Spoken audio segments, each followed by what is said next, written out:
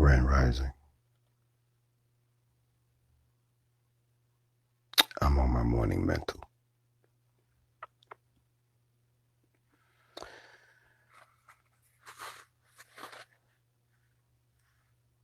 As you begin your day, it's going to be rough. Every day is a class. Every day you will learn something, good or bad, either about yourself or about the world that we live in. This morning, I want to put a thought on your mind because it's on my mind. But am I the only one who feels like we have all somehow slipped or slid into an alternate reality? It looks like the place that we know. Everything appears to be in the same place. Even some of the same people that we've always known. It looks like the world that we know. But there are some things that are just out of place. Everything is extreme. Everything is evil. Everything it's tolerated. It feels like we are in a different reality. The same world, but just a different version. Everything is upside down now. Things that we used to disapprove of, we now approve. And things that we don't approve of, we now approve. We're backwards. Everything's upside down.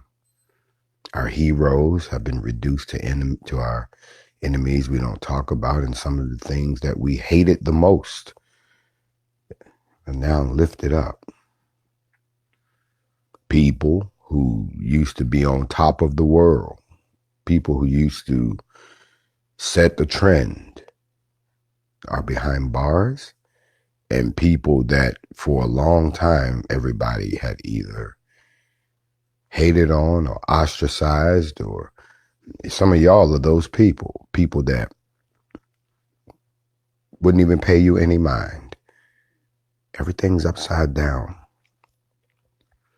You know, I've taught in the past about the soul and its ability to only stay in the body for so long before the body becomes toxic.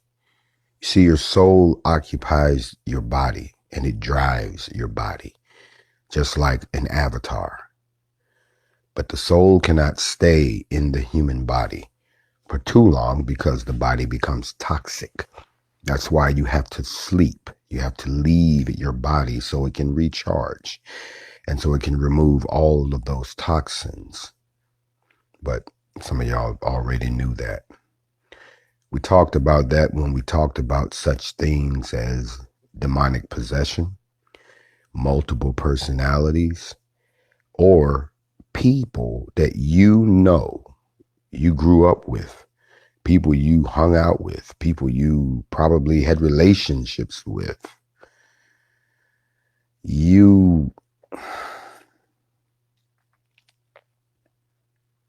They're not the same people anymore. It's like there's someone else. Same body, but a completely different. I bid you all grand rising. Grand rising. I think that some people also believe, like I believe, that we are living in an alternate reality. When did we slip into this alternate reality? I do not know. Some people says that it happened in 2017, right after the eclipse. Some people said it happened between May and August of this year when the planets were in alignment. Some people said that it happened back around 2012 when the Mayan calendar said that things would start anew. And some people believe that we don't know when it happened, but it has happened. And not only has it happened that we feel like we're in a alternate reality, but we also feel like some of us, not all of us, some of us have changed ourselves. Someone in the comment section said it is the Mandela effect. I would say no. It's more like the butterfly effect. You remember the movie The Butterfly Effect? Which raises a very good question. Do you believe in time travel? If you could go back in time to one point in your life and make one change where you know if you had gone left instead of going right, your life would be completely different now. Would you do it? You see, I've had that conversation with myself before. And remember, everything is like ripples in a pond. So whatever you changes other things that changes other things that may change the reality. That when you come back to the present, the world will be completely different. And you might find out that that thing that you thought was the turning point in your life that you would have changed was not what you should have changed. You understand what I'm saying? This world that we live in gives us the freedom of one thing, only one thing. You don't have control of anything else. The only thing that you have control of is the freedom of choice. Remember, it's written, there's no temptation that will be placed in front of you that a door of escape is not also presented also. There's nothing that you have done, nothing that you chose to do that was based on your emotion or your thought that you didn't have another alternative to not do it. And most of us ignore that and plunge head first into what appears to be the right choice, only to find out all it was a pivot. It was a setup. And now your life is going in a completely different direction. And you look back saying, what if? To all my brothers and sisters that are in cages, because I don't call putting a human being in a cage punishment. And putting a person in a cage is akin to treating them like an animal. You're either going to punish them and be done with it, or you're going to excuse the offense and keep it moving. But putting someone in a cage, we were never meant to be put in a cage. It is not human nature to place a human being in a confined space. When we are thinking creatures, when we are creatures who take in our environment so that we can become more productive, you remove that from the human being, and now the mind has nothing to feed on except the cage that you give them. And then you let them out of the cage and you expect them to function like they've been free all this time. You see, the people who invented the concept of putting you in a cage, a C-A-G-E, are the same people who came from a cave, C-A-V-E. You see, we didn't come from caves. We did not. We came from the wide open desert. We came from the wide open lush jungles. We came from the beautiful places in the motherland, open, wide open, and free. Our punishments were harsh, but we never put you in a cage. To my brothers and sisters in the cages,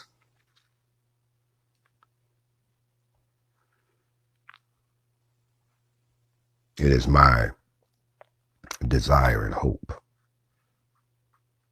to see you out of there one day,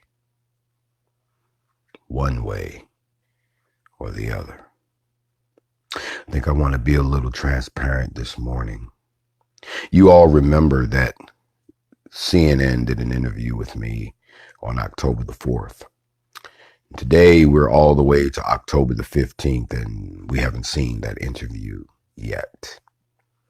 And when I raised the question about that, I got a phone call from CNN, and they said, oh, we had just a few more questions before we publish this interview. And the question that they asked me, I found to be striking. The question was, you said we were going to get free one way or the other.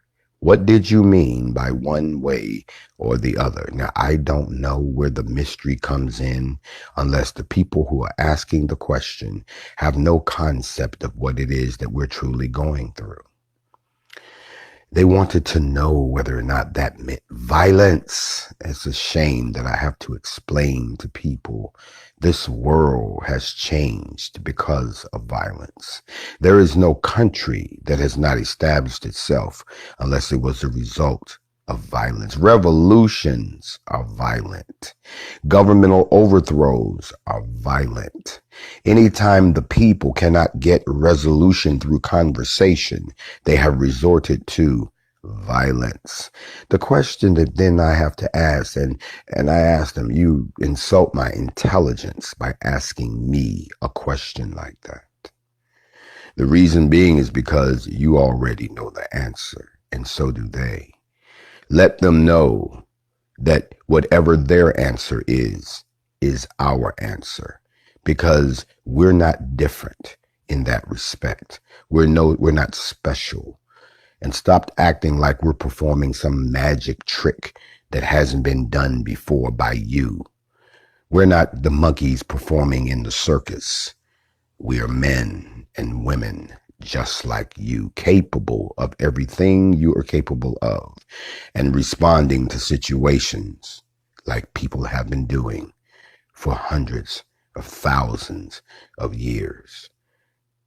I find it interesting that they act like you all just went to sleep, that you're supposed to stay asleep. I find it interesting that people have the audacity to be surprised when they see people of any race responding as people. After they asked me these questions, they said, oh, that's all we needed to know. We'll go ahead and get the story out, blah, blah, blah, blah, blah. Right.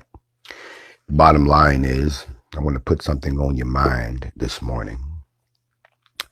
And there's two things. The first one is, do you feel like we slipped into an alternate reality? Does this still feel like the world from last year, 2 years ago, 5 years ago?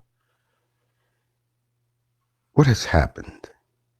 This alternate reality that we're in. Grand rising to all of you. What has happened? Why are we feeling like things are different? Well, probably because our ancestral spirits are waking up. Probably because you can only lie to a person for so long before the truth begins to press into the room. There's somebody listening to me right now that is sitting on an uncomfortable truth.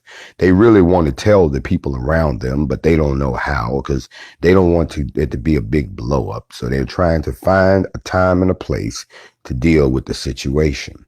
Unfortunately, they're running out of time because the truth has a way of pushing its way into the room. The truth has a way of popping up when they open up the wrong book. The truth has a way of jumping off your phone because your phone just happened to be laying with the face up, and you've done such a great job at managing the situation, but the truth has a way of creeping on in. You understand what I'm saying? And what are those truths?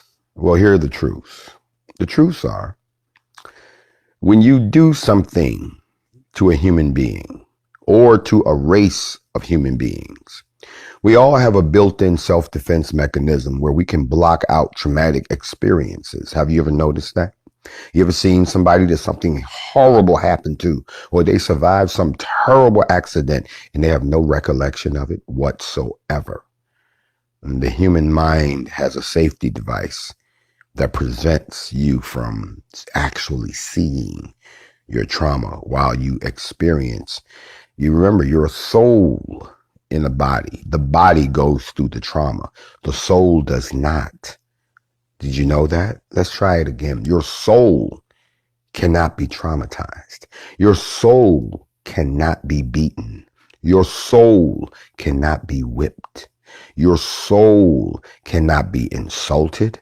Your soul cannot be imprisoned. Your soul is the key to everything. Your soul, for y'all that are still in the slave master church, I'm not talking about the soul they're trying to save on Sunday morning. We ain't talking about that myth. We're talking about the essence of what you are, the essence of who I'm talking to. The soul simply uses the physical to manifest itself in the physical world. This body that you're looking at has no more purpose or design at all. It is the soul that is sitting inside of it, that's flipping the switches, that's driving it, that's pushing air through the lungs, that's vibrating these vocal cords, that's making these lips perform, these eyes staring back at you. These are simply manifestations of my soul. If you remove the physical, then you will have no way to talk to me, because then I become spirit. When your physical is removed, all that's left is your soul. You don't find many books about the soul. Oh, you find books on how to control you. They call that religion. You find books of how to tell you that you're broken. They call that psychology. You find books about, but you don't find books that get to the nitty gritty of exactly what we are. One book that I recommend that you read, this book right here. This is Imhotep the African, the architect of the cosmos. It's by two guys, Robert Bauval and Thomas Brophy. They wrote another book you should read called Black Genesis. I recommend that. But when you say Imhotep, most black people will go, Imhotep. Most of you all will remember Imhotep was portrayed as a villain in the movie, the insulting movie, The Mummy. I remember that Imhotep. He was some guy supposed to live back in the ancient days, and he did something egregious, so they put him in with some bugs, and he's supposed to came back, and now he gonna take over the world. That is not our mentality at all. Grand rising to all of you. I'm on my morning mental. However, what they won't tell you, as a matter of fact, let me read a little bit to you so you can see what I'm saying. It says right here, y'all don't mind, do y'all? Hold on a second. Here is the crux of the problem, black folks. In case y'all didn't know, this is a pro-black channel. The earliest human remains have been found in large quantities are from the pre-dynastic era of the so-called Badarian culture of Upper Egypt, which is dated to 4,400 years before Christ. A much older cemetery has been discovered at Gebel Sahaba in Upper Nubia, dating from the late Stone Age, about 12,000 years ago. But if you go even further to Napta Playa, which is within the Egyptian territory of the Lower Nubia, they found people who go back all the way to the 4th millennium, black people. Herein lies the problem. You see, white people, you've been running around trying to prove that you built everything, and white people, you've been running around trying to say that you are the creators of civilization. Stop it, stop it, stop it. You see, white people, the truth has been pressing into the room, and you're the ones that keep opening the door so that the truth sneak in here and it poke in there and it pop up here like whack-a-mole. And now you're having to admit something that you probably knew all along. And that the reason you hate black people and the reason that you want to eradicate us from the face of the planet and the reason you want to declare yourselves superior, that you are at the most advanced, it is because the more you try to prove these things, the more you find out how false they are. And that even though the black man today suffers from racial amnesia, cultural amnesia, spiritual amnesia, yes, they do. You're taking advantage of that situation to try to commit genocide against them because, oh, if they wake up, oh, if they start to put together the pieces, oh, if they start to learn about people such as Emotep, if they start to learn about the pre-dynastic dynasties and so forth. You see, y'all like to keep them in books like this one right here. Here's one book that you can find this anywhere. This book right here is called The Handy African American History Answer Book. And it's chock full of everything that happened since black people were enslaved in America, because they only want you to know your history from slavery to now. They don't want you to know the history of the people that got enslaved. They don't want you to know the history of why those people were targeted. Nothing happens by accident. They don't want you to know what heights they rose to. Matter of fact, they want you just to believe that they were lowly people and that's why they got enslaved, and now they should feel good that they're no longer slaves and that they can take their place in a society that these white people have built on the ruins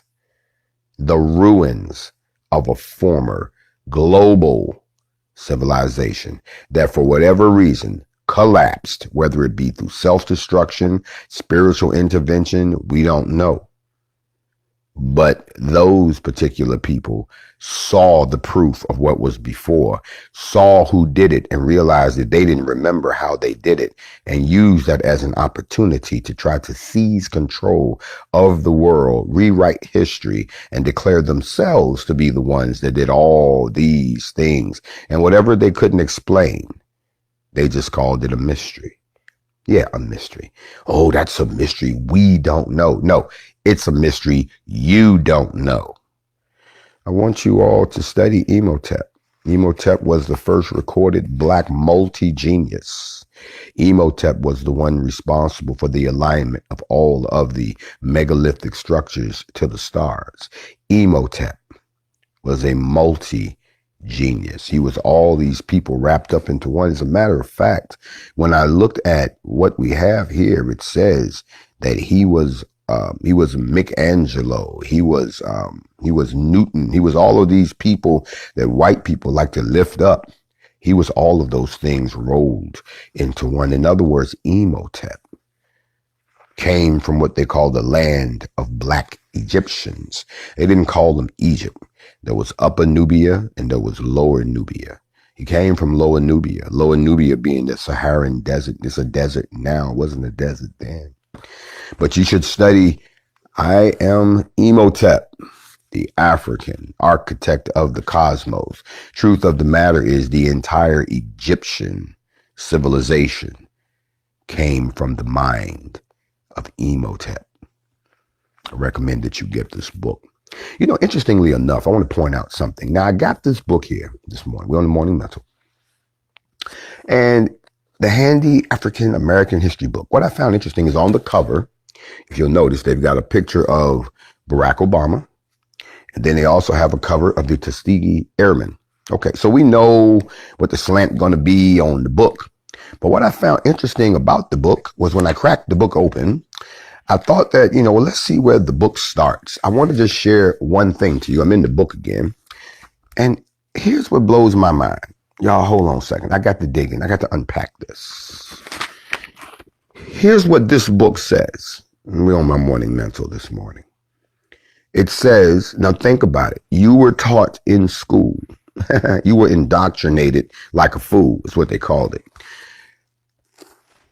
That slavery, or the enslavement of black people, started in 1619. Oh, we've heard that all the time. Oh, the first slave was brought here and it was an accident and woo, woo, woo. We didn't know how to pay for them. And that's bullshit.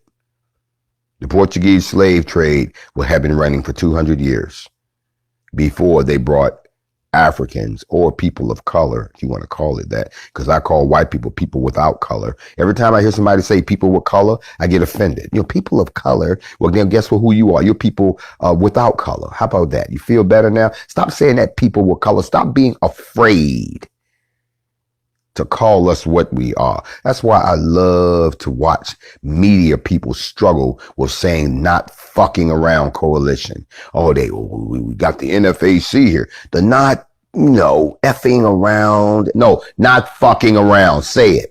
There is a problem right now with censorship that has gotten to the point now where they're censoring not just whole words, not just whole ideas. They're censoring based on disagreement. They're censoring based on not being comfortable. They're censoring on because somebody makes them look bad. They're censoring. And it has gotten to the point where it is pathetic. Y'all so politically correct that you're incorrect. That's how bad it is. Y'all have gone. And let me tell you what really blows my mind. What blows my mind. And then they try to label you and put you in their game. You know what I'm saying? Last time I checked, I'm not left or right. I agree with some stuff and other stuff I don't agree with. That's the way it works. The same way an idiot cannot keep their mouth shut. Some of you all will make terrible spies. You know why? Because you're still big children. And all I got to do is touch your nerve and you will expose yourself. If you all notice when we do the morning mentals, I keep the numbers low now. I'm only interested in my students and quality. This is not a spectator sport. But when someone slips in amongst us who is an idiot, all we have to do is wait, because I'll say something that will make them wave their hand, light a candle, wave a flag, jump up and down like a whack-a-mole so that we can see them, and then we kick them out. And then they're in my email talking about why did you block me and why am I not allowed to be in the room with the rest of the people that are sitting and eating of whatever it is that we are learning. And the reason that you got ejected is because you came in for your own reasons. You came in wanting to be the class clown. You came in thinking that you're going to change some minds or that you could stop the truth from being laid out for my people to wine and dine on. I have news for you. It doesn't work that way here, because here we only teach and we talk the truth. Not the truth that you want us to believe, but the uncomfortable truth that Black people are starting to wake up, and that those of us that are waking up are finding out we are not your friends. As a matter of fact, you're not our friends. You declared us to be your enemies long ago. And hundreds of years later, we're still your enemies, even if you change your style and your approach to how you attack us. The difference is we're waking up and you're afraid that now that we've awakened, we will attack you back because we outthought you before. You still, with everything that you have, let me lay it out. I hate to break this now. They're gonna hate me for this, but it's the truth. I always say this to the other civilization. If Black people are supposed to be so substandard, if Black people are so violent and incapable, if Black people are all those things, I want you to build somewhere in the world. I don't care, you choose the place. Build an exact copy of the Great Pyramid. Not in the condition that it's in right now. Build it in its original construction, complete with the limestone covering that made it gleam from anywhere on the hemisphere where you could see it, and then put a capstone on it of pure gold. Build it exactly as the one that sits in Egypt right now. Build it and shut us up. Don't make up these caveman theories of, oh, it must have been slaves that did. No. The technological precision and the alignment and the precision of that entire place, which is so old, they really don't even know how old it is. They can lie all they want, but they know they didn't build it. We did. Even if we forgot how we did it, even if somebody invented and what I think would have been an amnesia bomb We don't remember. But it is a known fact that technology today, and I'll put money on anybody that can prove me wrong for what I'm about to say. With all the technology we have today, there are some technologies we have not mastered as of yet. We have not mastered the ability to heat stone to the point where it becomes liquefied and we can mold it while it's liquefied. We have not developed the ability to commit anti-gravity, where we can move huge megalithic stones like they're nothing and place them in precision. We don't have that. We do not have the ability to cut stone like you cut butter on your table, or bore holes through solid granite. The hardest there is, we don't have that capability.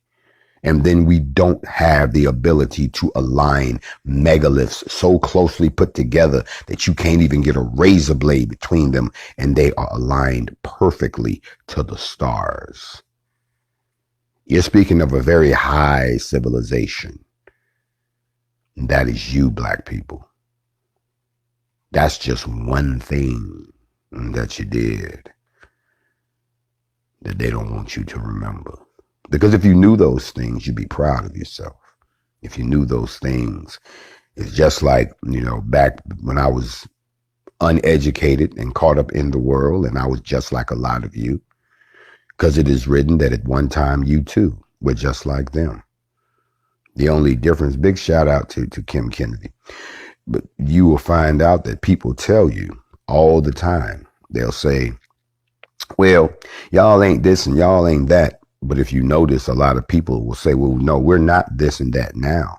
But what about what we did back then?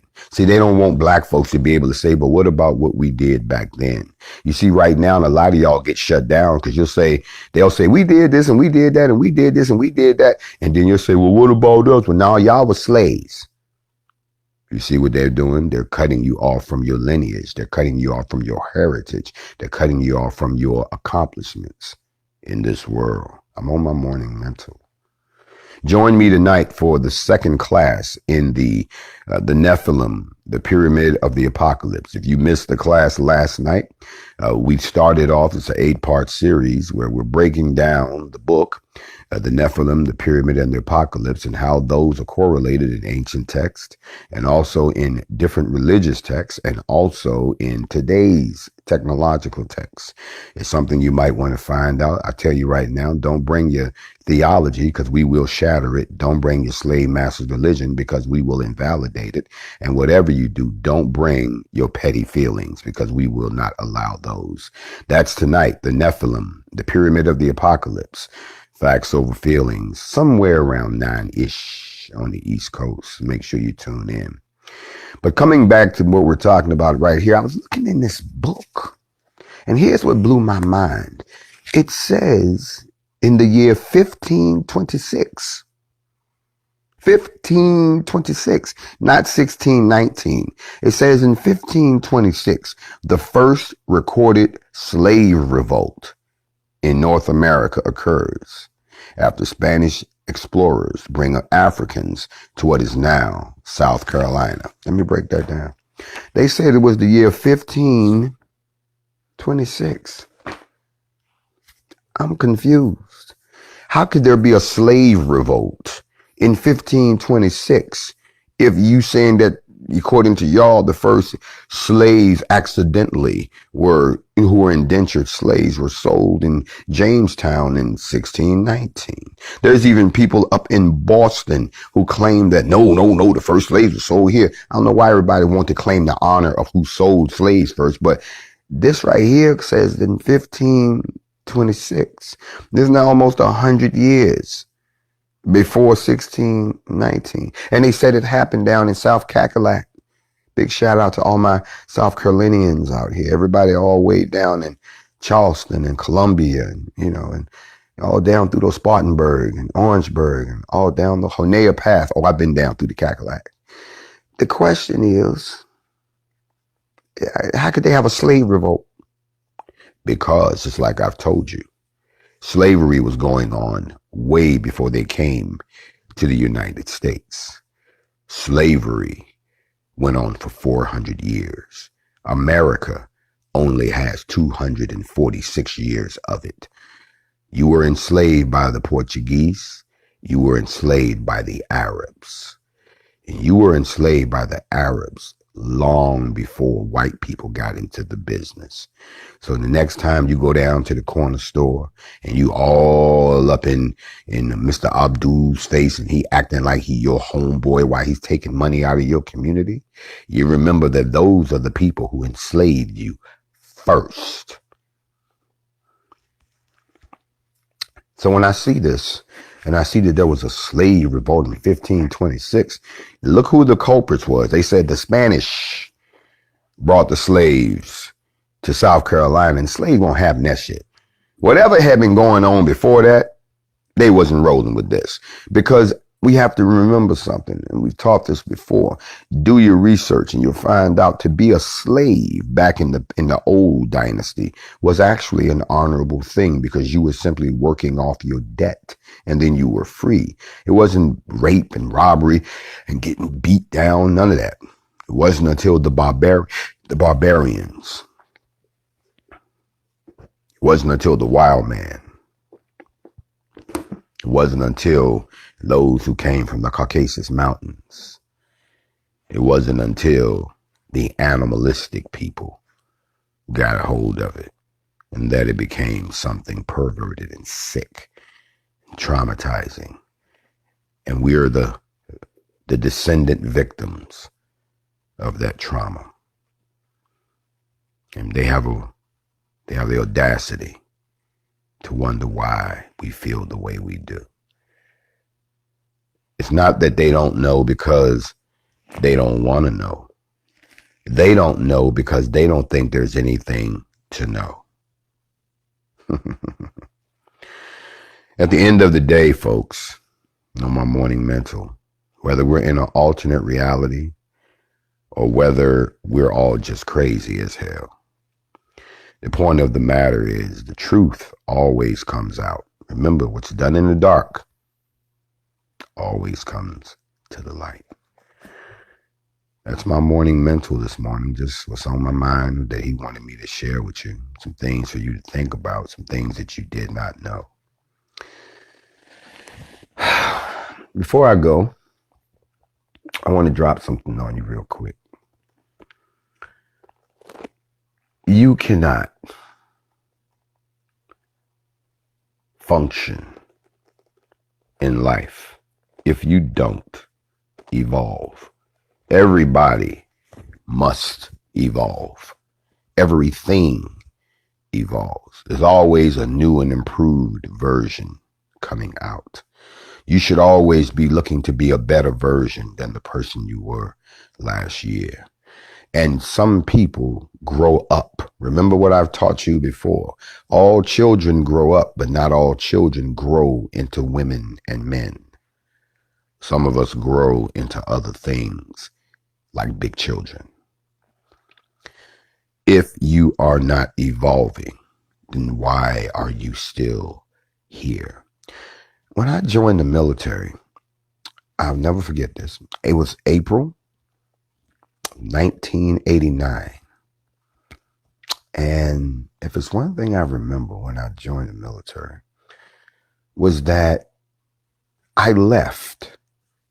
You know, you do your basic training. That was at Fort McClellan, Alabama. And then you do your advanced individual training where you learn your military occupational skill, your MOS. And that was at Fort Gordon, Georgia in Augusta. And then you go on to your permanent party assignment. You're in the military now. You're active duty. And I had such a disdain. I had such a hatred for the South because I was split between, you know, your mom lives in one place, your dad lives in another. And back in the day, you go back and forth. Pops is in New York, but mom is in Virginia. So you get the best of both worlds. So I saw the South and the North at the same time. And I hated the South so much because of their racism that I made it my business to never, ever return to that place. I knew the world had to be better than what I had seen. And after being gone for 7 years, I wouldn't go back. I hadn't gone back for 7 years. I went back to visit 7 years later, and I was amazed at how many people hadn't changed a bit, hadn't moved at all in life. Were still doing the exact same thing that I left them doing 7 years prior. That even though I had lived around the world in different cultures and had learned that there are all types of people in this world from all walks of life, and that some of us are cutting edge and some of us are walking in the past, even though I had learned that there were white people out there who had never seen a black person face to face, and you were the first black person that they had ever seen, even though I learned that there are people out here who will kill you for the affiliation for the country that you're in, has nothing to do with your skin color. They will just kill you for being American. Once I came back and I found out that there were places around the world where we're not hated, where we're treated like royalty, where they have flipped the script and they love black people like we royalty, and white people are the ones getting their ass handed to them. And they just want them to feel like it's everybody, but no, it's just because of shit that they did. To come back to the world and see people still doing the exact same thing they were doing the day I left. They hadn't evolved at all. The sad part about it is that they would look you in your face and think that you haven't evolved either. And that is the most dangerous thing you can do to another human being. And that is not to give them the credit. Hold on a second. Y'all was about to have a guest appearance by you know who done eased up in here. Your friend and mine. You got it. The Dobermans are in the building, but they won't be easing their ass up in here this morning. I was on a roll, and now what do you want? No, I don't know where your lighter is. No, you got to roll it. The dog has somehow been down at the corner with the local drug dealers because he keeps a relationship with them, because you got to stay grounded with your people. Somehow the dog has acquired some legal marijuana, and now he's holding it, looking at me as if I'm going to partake with him.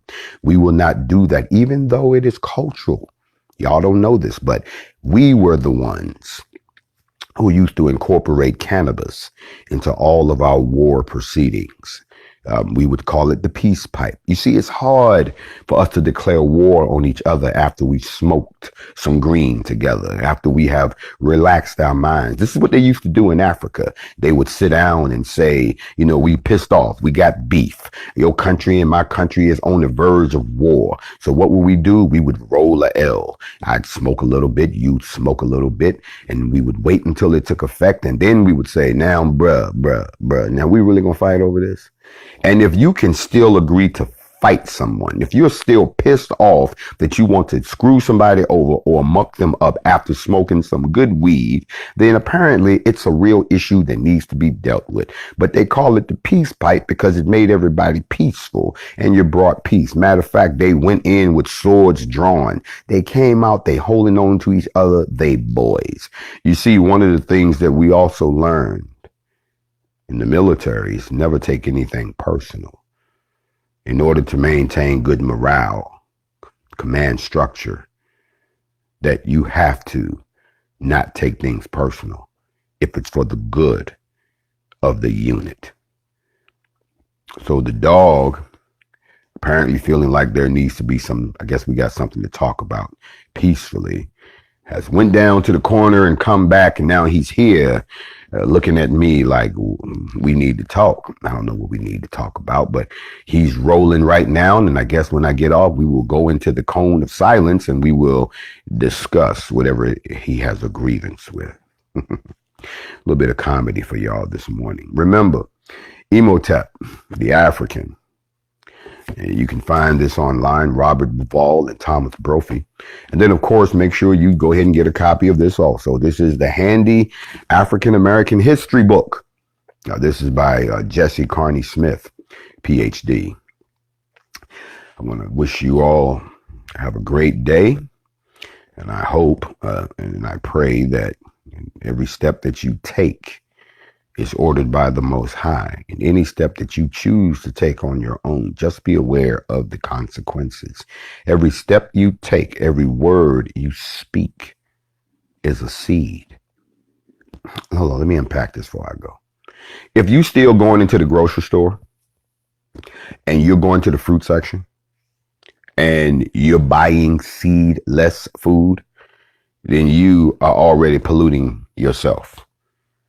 Everything that the Creator has created came from a seed. Even you came from a seed. So how can you in good conscience go in and say, well, hold on a second, y'all. I got to check something real quick. There we go. How can you in good conscience keep putting that in your mouth? You can't. And for all of you all who are now jumping into my inbox talking about, I can't believe you cut off my commenting. I wanted to comment. I didn't cut off your commenting. I cut off everybody's commenting. Because some of y'all got it twisted. This is not a social club. And I think a lot of y'all got me, pardon my language, I hate to use this to wake you up. You got me fucked up. I started this by myself. I started NFAC by myself, just by getting pissed off and grabbing a weapon. And I started these classes by myself with a few people who are still with me to this day. I don't need all of you all around me, especially when you're not here for the right reasons. If any of you have been touched or anointed or appointed, then walk in your purpose and the people will walk with you. I'm walking in my purpose. And if you're not walking that way, if you have an ulterior motive, if you think I'm so stupid that I can't see you, you're like little children to me. You're like my little children. I know most of you on sight. So when I see you getting a little bit out of order, I simply disconnect your ability to be out of order. And now you can leave. And we will not miss you. We will wish you the best. We don't wish ill will on anyone. But if you're going to walk with this team, you walk correctly. Or you don't walk at all. Seedless food, stay away from it. Seedless grapes, seedless this, anything seedless is something that has been grown and produced by man. Looks like the real thing. It even feels like the real thing. It probably tastes like the real thing, but it is not the real thing. And you are what you eat. I'll see you tonight. Facts over feelings. For the second class on the pyramid, the Nephilim, the apocalypse, and all of that, and how it all ties together. If you've read that book already, you know where we're going with this. But we got to unpack it in such a way that people who haven't learned it can understand. Because once you understand that, you'll understand what has happened. You'll understand why the world is the way it is. You'll understand why we're the way we are. But you'll also begin to see what they're hiding behind the curtain. And you'll realize you're not crazy.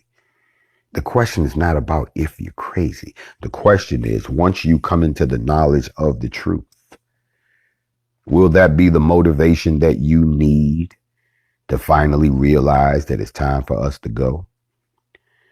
It's going to be a sad day. I'm going to say this, but then I got to go.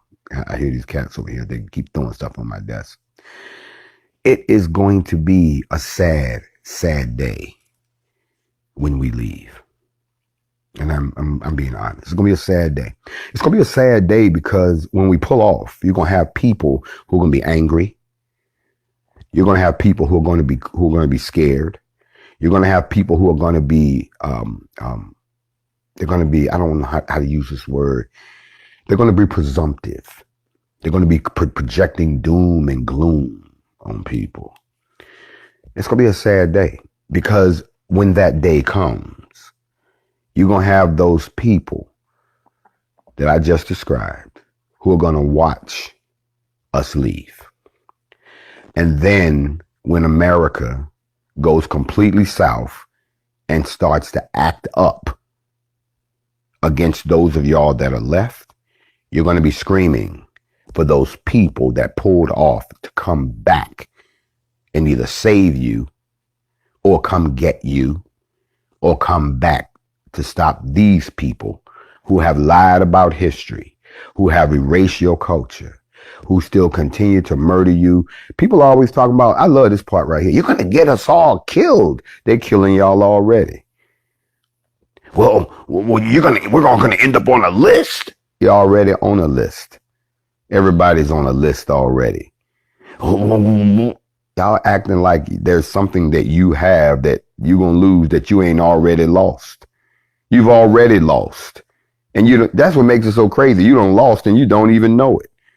And now you're running around like you winning and somebody about to upset your winning game. When I've said it before, I am the one who coined the term that you're comfortable in your captivity. I am the one who told you that you are playing a game of chess and not checkers. I am the one that told you that you're playing a crooked game of Monopoly and you don't even have all your money and you got the jacked up pieces and the only thing you can buy is them cheap little pieces of property right after you pass go. I am the one that told you that they lied to you about the religion that they used to control you.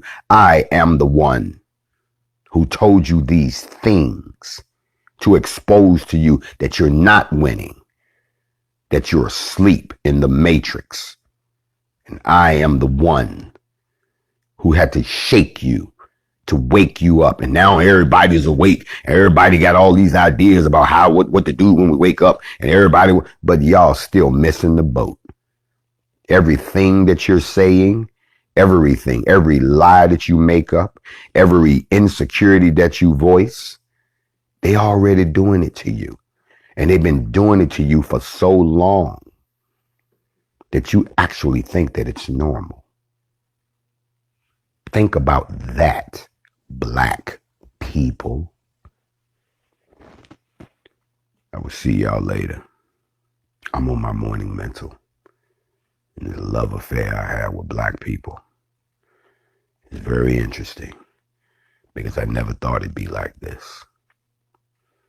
Because I don't talk to flesh. I talk to your spirit. The question is, do you listen to your own spirit or do you sit there and continue to enjoy the occupation of the flesh that you sit in? Because that's going to pass away soon, real soon. And we all going to get to see who's who.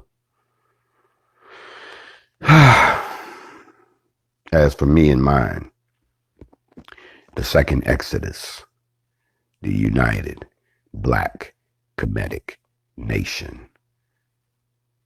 That's all we focused on. What are you focused on? Shalom.